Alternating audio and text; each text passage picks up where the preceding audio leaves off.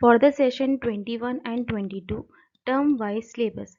CBSE ने इस साल के लिए टर्म वाइज सिलेबस डिक्लेयर कर दिया है, तो आज के इस वीडियो में हम टर्म वाइज सिलेबस को बहुत ही डिटेल में देखेंगे। तो चलिए आज का वीडियो स्टार्ट करते हैं study with Aarti Tiwari ma'am के साथ। आज के वीडियो में हम 12th क्लास अकाउंटेंसी की हम बात करेंगे।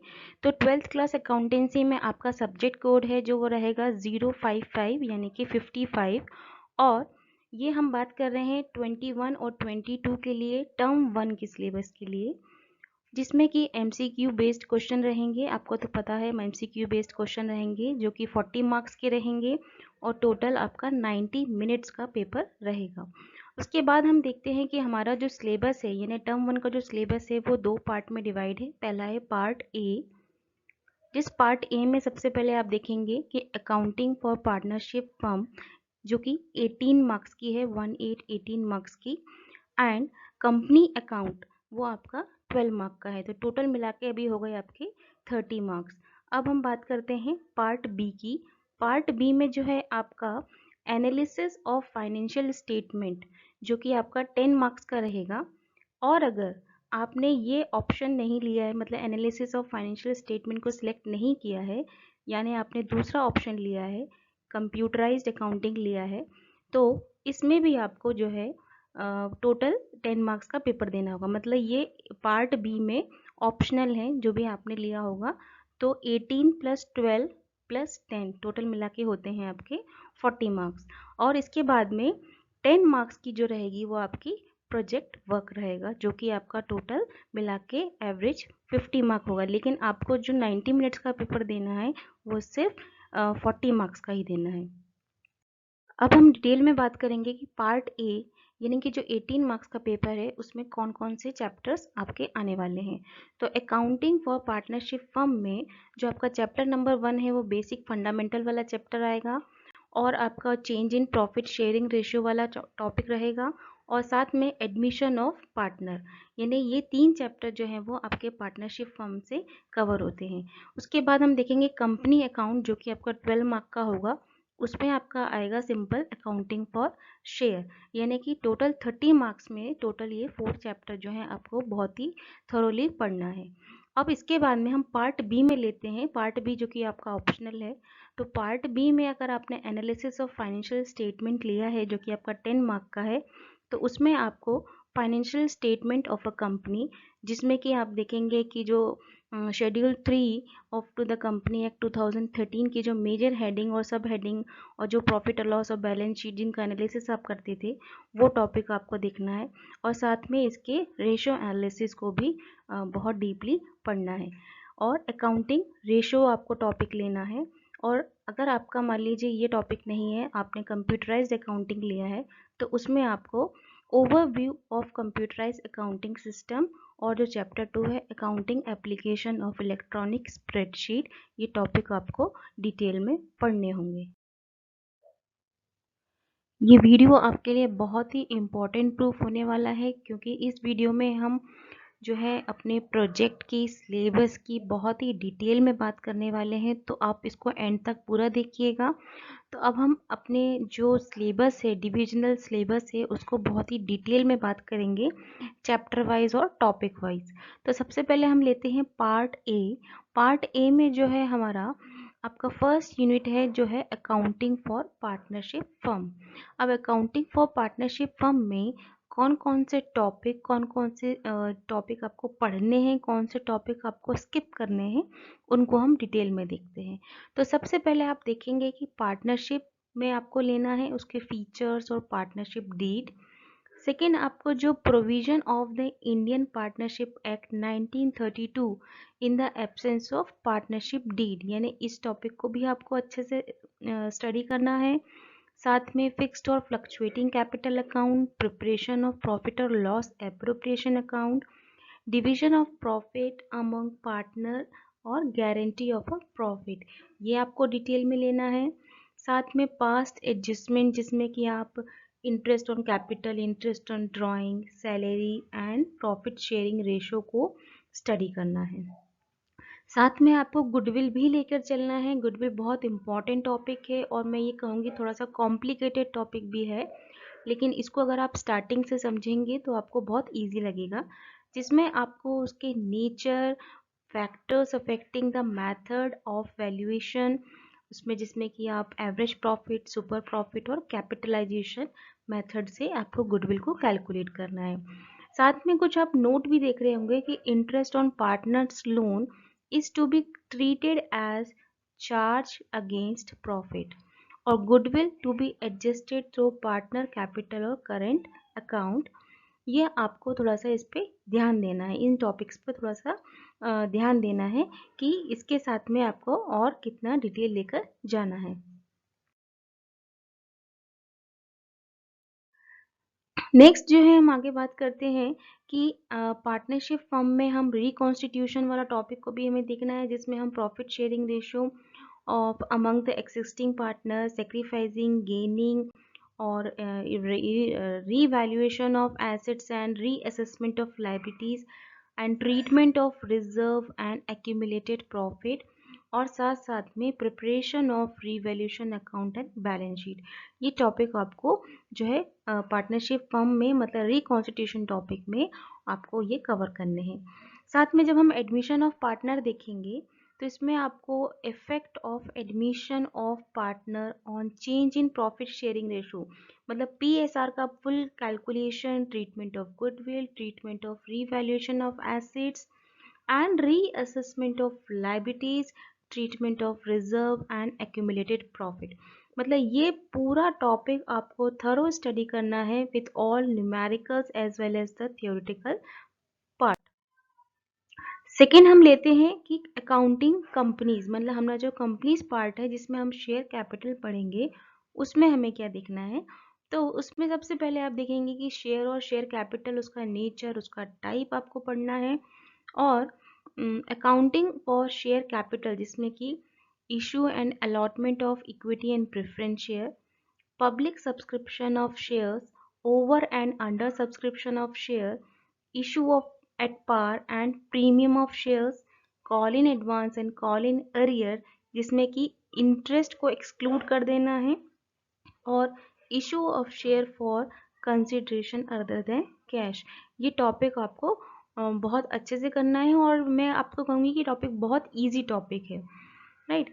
नाउ सेकेंड आपको लेना है concept of private placement and employ stock option plan, ESOP, ये आपको टॉपिक कंप्लीट करना है। नेक्स्ट आपका टॉपिक रहेगा कि treatment of four feature and re issue of shares. Next जो है disclosure of share capital in the balance sheet of a company, ये टॉपिक भी आपको कवर करना है।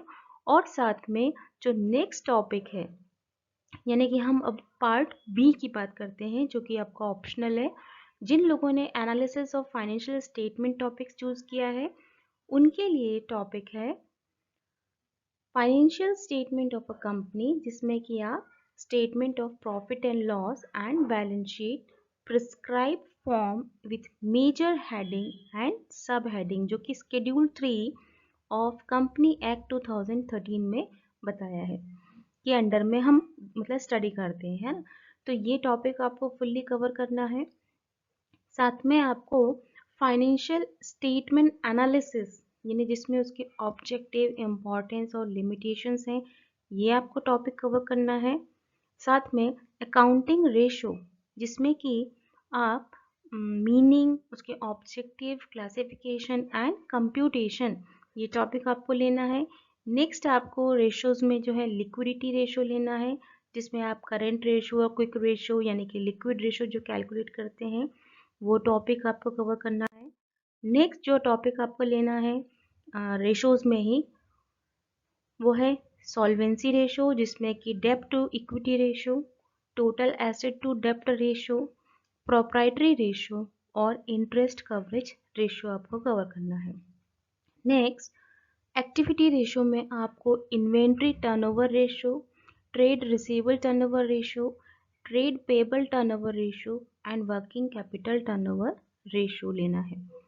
नेक्स्ट प्रॉफिटेबिलिटी रेशो जो बहुत ही सिंपल है, इजी है, जिसमें आप gross profit ratio, operating profit ratio, operating ratio only and net profit ratio and ROI यानी कि return on investment topic cover करना है। नेट इसमें जो कुछ नोट नीचे बताया गया है वो है कि net profit ratio is to be calculated on the basis of profit before and after tax यानी कि PVAT के बेसिस पे आपको नेट प्रॉफिट रेशो कैलकुलेट करना है। अब हम बात करते हैं ऑप्शनल का सेकेंड पार्ट, मतलब जिन लोगों ने कंप्यूटराइज्ड अकाउंटिंग ली है यानी पार्ट बी में सेकेंड पोर्शन को सिलेक्ट किया है जिसका है कंप्यूटराइज्ड अकाउंटिंग यूनिट, उन बच्चों को क्या टॉपिक कवर करने हैं, उनके लिए है computerised accounting overview of computerised accounting system, जिसमें आप पहला देखेंगे इंट्रोडक्शन, मतलब जिसमें आप एप्लीकेशन इन अकाउंटिंग टॉपिक को पढ़ेंगे। नेक्स्ट जो है features of computerised accounting system, ये आपका नेक्स्ट टॉपिक रहेगा। Next structure of CAS, software packages, generic specific tailored accounting applications of electronic spreadsheet, concept of electronic spreadsheet, ये टॉपिक आपको cover करना है। Features offered by electronic spreadsheet, then application in generating accounting information, that is a bank reconciliation BRS, assets accounting, loan repayment of loan schedule, ratio analysis, ये topic आपको cover करना है। And the last topic is data representation, जिसमें आप graphs, charts and diagrams को study करेंगे। ये सारी तो टॉपिक हमने पढ़ ली है अभी 40 मार्क्स के लिए, टर्म 1 सिलेबस के लिए। अब हम देखते हैं कि प्रोजेक्ट के लिए क्या बताया है इन्होंने, CBSE ने प्रोजेक्ट के लिए क्या बताया है। तो सबसे पहला इन्होंने बोला है कि students would prepare only one project in the entire academic session which is divided into two terms, that is term 1 and term 2, यानी आपको term 1 और term 2 को मिला के सिर्फ एक ही प्रोजेक्ट प्रिपेयर करना है, लेकिन उसकी भी कुछ गाइडलाइन इन्होंने इशू की हैं।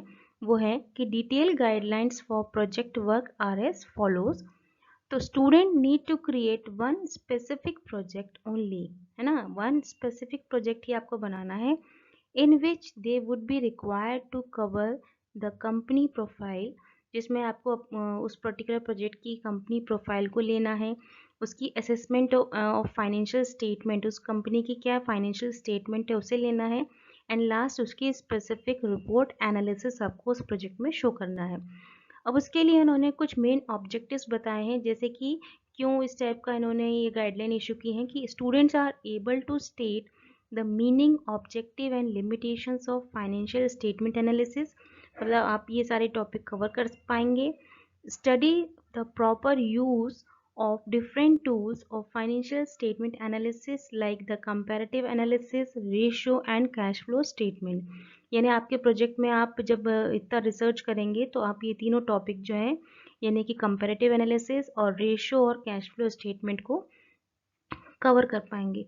And capable to create comparative statement and common size statement and understand the meaning, objective, advantage and limitations of accounting ratio, यानी जितना आपने अभी प्रीवियस सिलेबस जो भी हमने टर्म 1 का डिस्कस किया है उसमें जो कुछ भी आपने स्टडी किया है उसको कैसे इम्प्लीमेंट करना है किसी एक प्रोजेक्ट में, एनालिसिस में कैसे यूज़ करना है, वो सारी चीज़ें आप उस पर्टिकुलर प्रोजेक्ट में कवर करेंगे।